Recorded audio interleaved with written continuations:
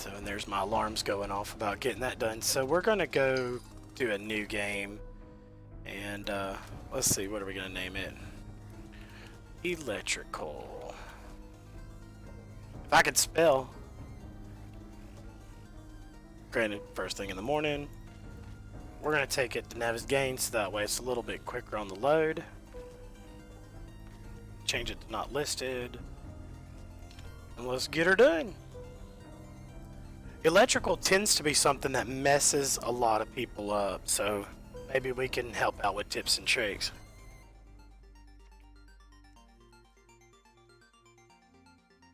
So we'll look at kind of the basics first, and then as far as like being a master craftsman or a master carpenter, that's not really my forte,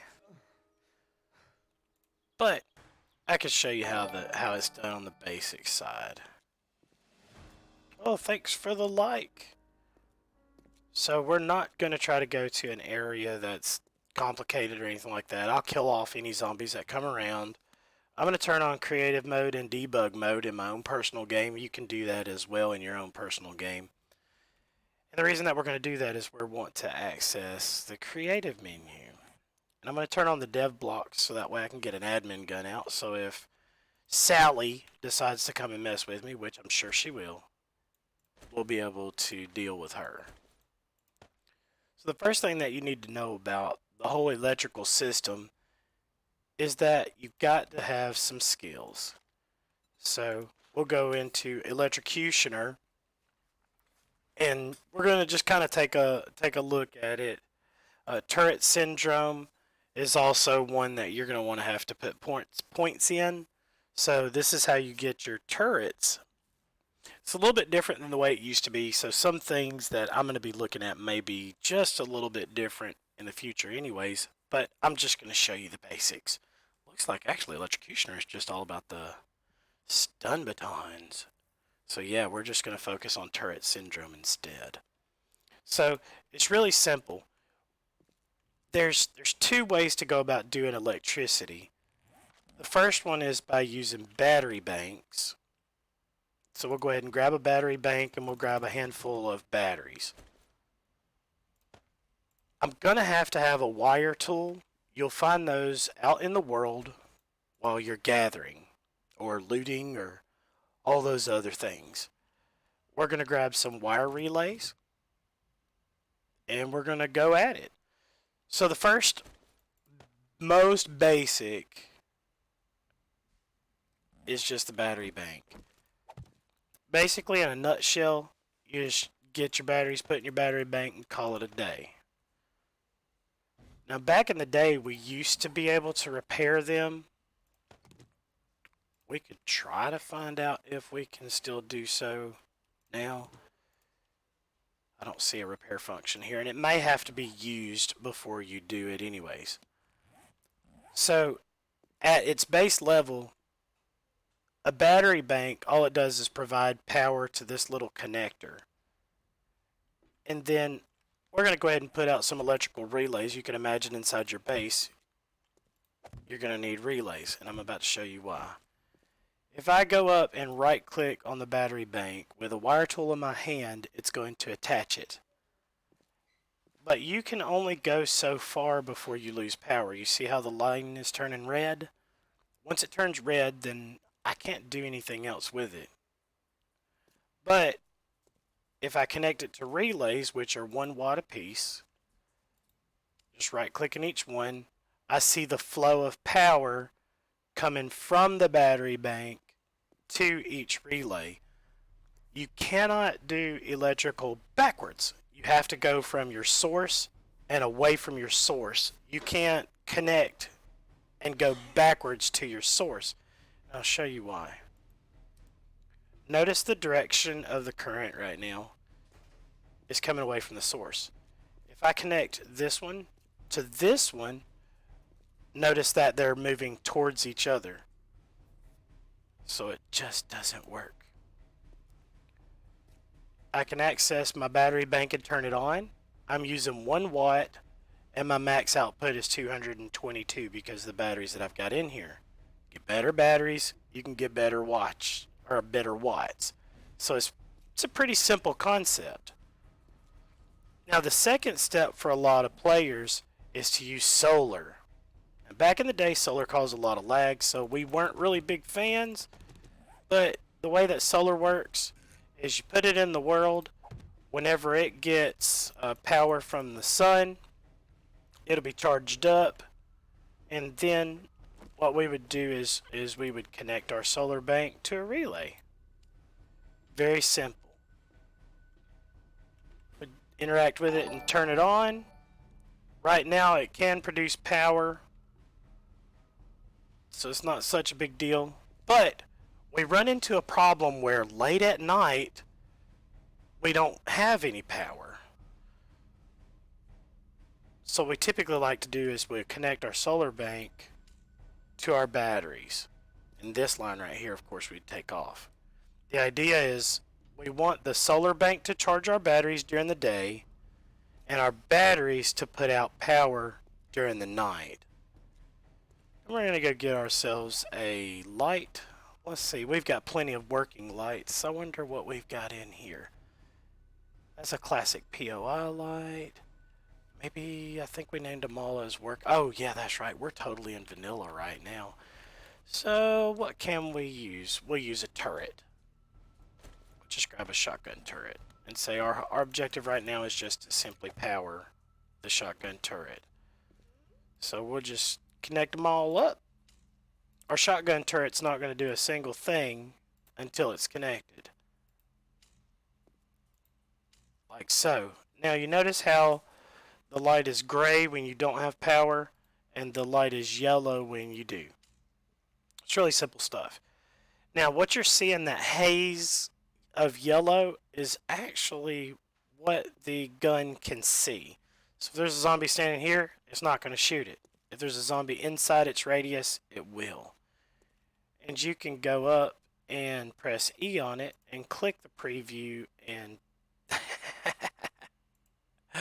point it in what direction you want it to be. So if I'm setting up a perfect perimeter, then I can use the turret to get aimed the way that I want it to be aimed. If I want it to aim on myself, I can do so. If I want to target allies, target strangers, target zombies, that's all I gotta do. Now, the other thing that a lot of people make the mistake on, this is a shotgun turret, so we're gonna get our bullets, we're gonna load it up and lock the ammo. If you back in the day, which I don't know about today, but back in the day, if your turret wasn't locked, then it wouldn't fire. So it's really simple. And then let's assume that zombie Bo shows up. The turret's going to take Bo out. I don't need to worry about dealing with Bo. The shotgun turret is pretty strong. It's got a nice little spray to it, just like a regular shotgun does. So that's my step one. Now, I don't recommend solar for anybody. Me personally, I think solar is terrible. It may work in the early game, but you're going to struggle getting these little battery cells, solar cells. Getting batteries is pretty easy. You get them from looting and you can get them from vehicles. But I've seen people struggle trying to get solar cells for their solar system. For their solar system. What I like to use is a generator. So we're going to grab ourselves a generator bank and I'll explain. The generator has to have engines, so we're going to go get those from vehicles. So we're going to grab our engines real quick. We got 6 on us. We're just going to load it up. Now that I've got the engines in here, it tells me what my output is, so 300 watts. Versus a battery bank that's in the 200s versus a solar bank that's really not putting out a lot. It's got low level cells anyways. Solar's never going to put out as much as a generator anyways. We're going to have fuel. I think it's gas. Yeah, there we go. So we got to have gas. Gas really isn't too bad to get. You just go out, get a bunch of oil shell, process it, and then make gas. So there's gas can right there. It's crafted from oil shale. Very simple stuff. So what I'm going to do is, in the same token, I'm going to take this, I'm going to cut this one so that my generator is what is powering my gun. Notice right now I don't have any electricity at all. It's all grayed out. So all I'm going to do is go turn it on. The trick about it is it tells you what your power consumption is versus what your max output is.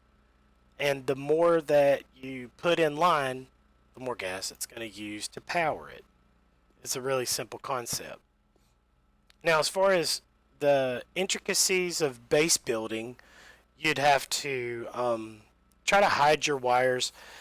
One thing that I like to do, and I'll give you another example of that real quick. We'll go grab some flagstone blocks.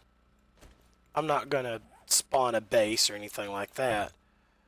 But if this was the foundation of my base, while I'm building it, let's go ahead and grab a digger tool so that way we don't take quite as long. While I'm building it, what I like to do is under my base, I'll put my relays. So during the building of my base, or later if I have to go and tunnel under my base, I'll put relays. Then, as far as the outside of my base is concerned, I keep a one space gap so that I can keep the electrical inside the walls without it affecting the inside of my base. It's actually pretty simple. You just want to have the inside of your base made out of one box and a space like an air gap between the inside body of your base and the outside body of your base. So it'd be something along the lines of this. We'll just do one fake wall followed by one real wall, and if I was living inside my base, this is about what it would look like. The internal base would be here, and then I would have an extra wall here, which actually does help me against the zombies. I have it two walls, and then I run all of my relays up through the inside.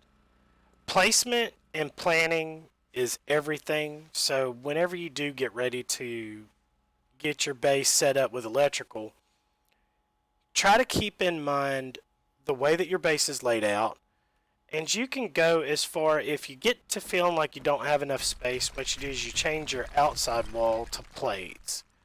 So I just did a base tutorial a minute ago, and what I used plates aggressively.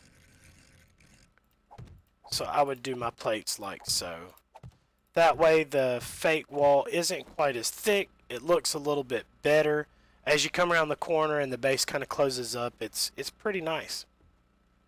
So, hope you enjoyed it. That's just a little short on how I do electrical. Everybody does electrical different. There's a ton of electrical functions in the game, a ton of electrical items you can have. Hiding wires tends to be something that players have a difficult time with. There tends to be a little bit of a difficult time with players understanding how to charge batteries using a solar panel, which really it's just that simple. The idea is if the solar isn't providing as much power to my battery bank as my battery bank is sending out, my batteries are going to drain until it all turns off. So however you do it, you want to make sure that your solar charges more than what your batteries are outputting, and it'll build up over time. So that's it for this one. I tried to keep